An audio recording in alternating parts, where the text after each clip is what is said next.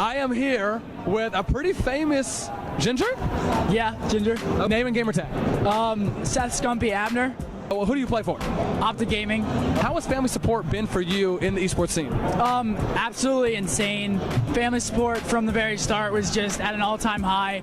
I actually quit sports to play gaming after I was injured in 9th grade, and since then it's just been phenomenal how much they've been able to actually support me in my career. How did you get into gaming and find out that esports is what you wanted to do? The website called Game Battles, I started playing on there with a lot of friends from school.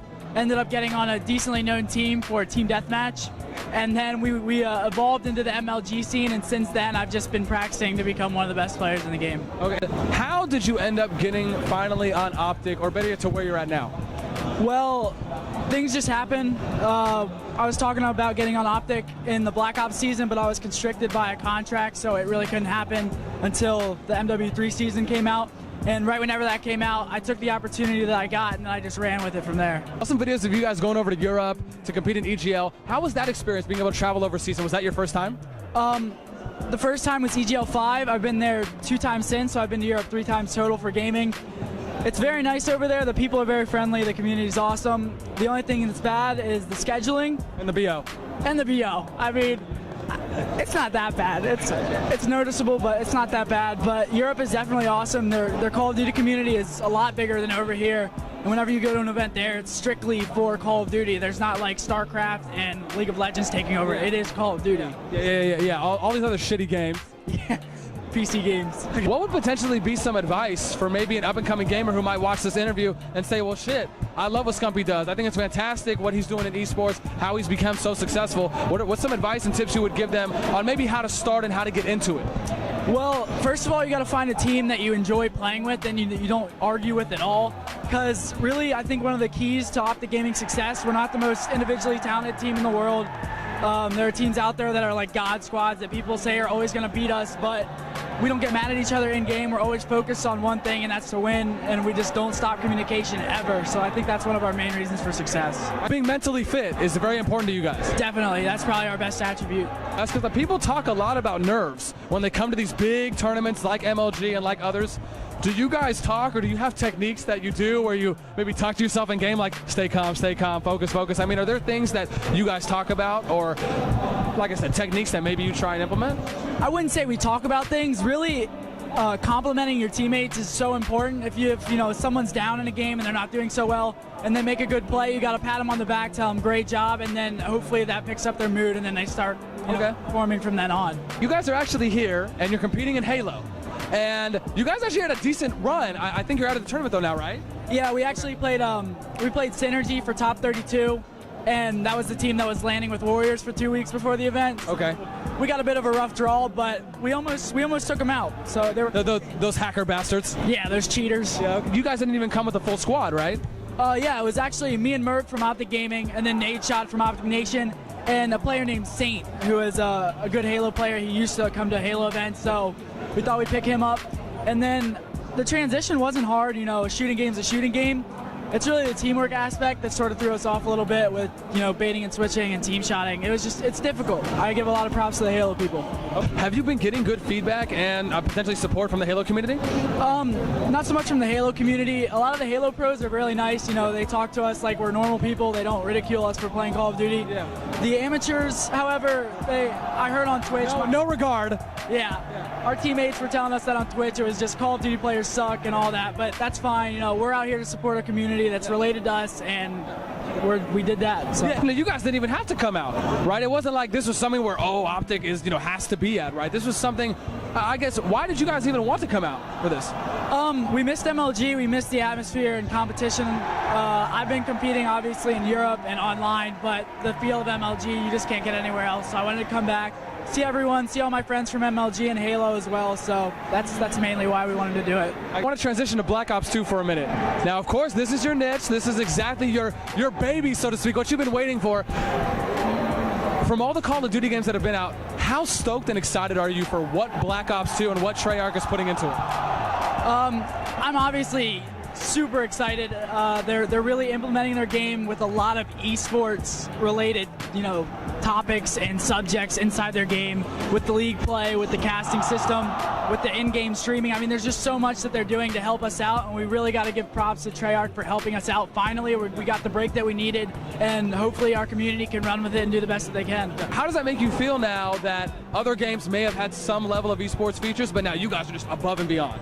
I mean, it's awesome. Call of Duty really hasn't been given the opportunity to grow like Halo has with their how many years on MLG. They've had a lot.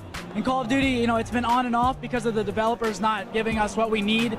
And now that they're actually going to give us what we need, I hope that we can really excel with it. Like league play, now they're finally giving you guys tools to actually provide in-game promotion for players like yourself, for teams, by having a corresponding leaderboard for league play. And I think that once you get to the best in league play, it's like what, you compete with the top 1% in the world, is that right? I think it's top 2% is the highest league. A big household name in North America for League of Legends is Team Solomid. And they have their new TSM house that's in San Francisco, and every time these guys turn a stream on, they get like 20K plus viewers. Yeah, big factor for that was because League of Legends has the corresponding leaderboards to show you who the best individual players in the world are for certain regions and who the best teams are. So people will go on those leaderboards, right, and then they'll see who the best are, and they'll Google their names. Do you think that that's something that now that Call of Duty finally has, you're going to see a lot of growth in the scene and a lot of promotion for maybe up-and-coming teams, not just pro teams? Yeah, I really think the reason for their success is since they were on the leaderboards and since people really did see that they were good at the game, that really drew people over to their twitch.tv streams to watch and see how good they really are, and obviously see their personalities as well. But I think that's going to be a really big factor for us as well. People are going to see us at the top of the leaderboards because we're going to be grinding the game, obviously. And they're going to come to Twitch and see what our strategies are, see how our communication is and all that stuff. So, did you do the best job of explaining esports to your mom or to your dad at first? Because we've heard some funny stories. Well, with my mom, I was on a team called Obey, and she didn't really know about the whole esports. Teams sometimes they just don't work. Yeah. You need to switch teams. It's a player opinion, and my team didn't work, and I got dropped from the team, and I was trying to get over to MLG still, and she was like, "You can't leave this team. You can't leave this team. Go get a real job." Yeah, and I was like, "Mom, I have to leave this team. I don't feel confident with them. I want a better chance of winning the event." And my friend Bobby was on Leverage at the time, and he was really what got me, he was my ticket to get here. Yeah. Because if I wouldn't have had him, I wouldn't have been at the first MLG event. Probably wouldn't have been where I am now without him. So yeah. I didn't do a good job explaining, no. Now you're at a point where your parents really do seem very supportive. I mean, how do you think about the opportunity for you to make a living gaming if you're not doing so already? They think it's great. I can't see myself working outside the video game industry since I've, found out about all this, everything that's out there, everything that's possible.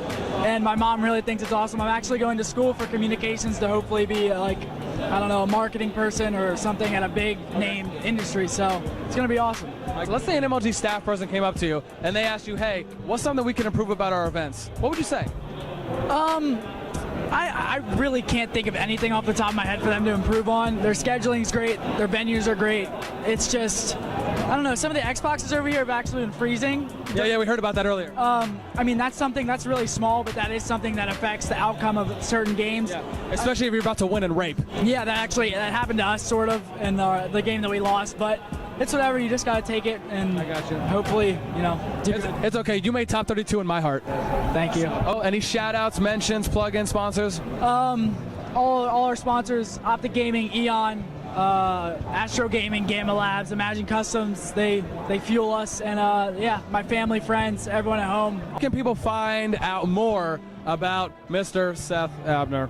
You can follow me on Twitter at Optic Scumpi, OpticsScumpii, or you can follow my YouTube channel or subscribe to my YouTube channel at ScumperJumper, all one word. Once again, Seth, thank you so much. I appreciate the time, and I hope you have a good weekend. Yeah, me too. Done doing an interview with ScumperJumper. Really appreciate it. Shout out to his mom, Miss Scump, or Jumper, or Miss Jumper, Miss Scump. I'm not too sure really where to go with that one. But anyways, I appreciate him making some time for us, and I can't wait to get you guys this footage. It's awesome to see that we have cross-pollination between different games in the same genre. And I think it's amazing just to kind of test where they're at, just so that they could show their stuff in other communities. I love it.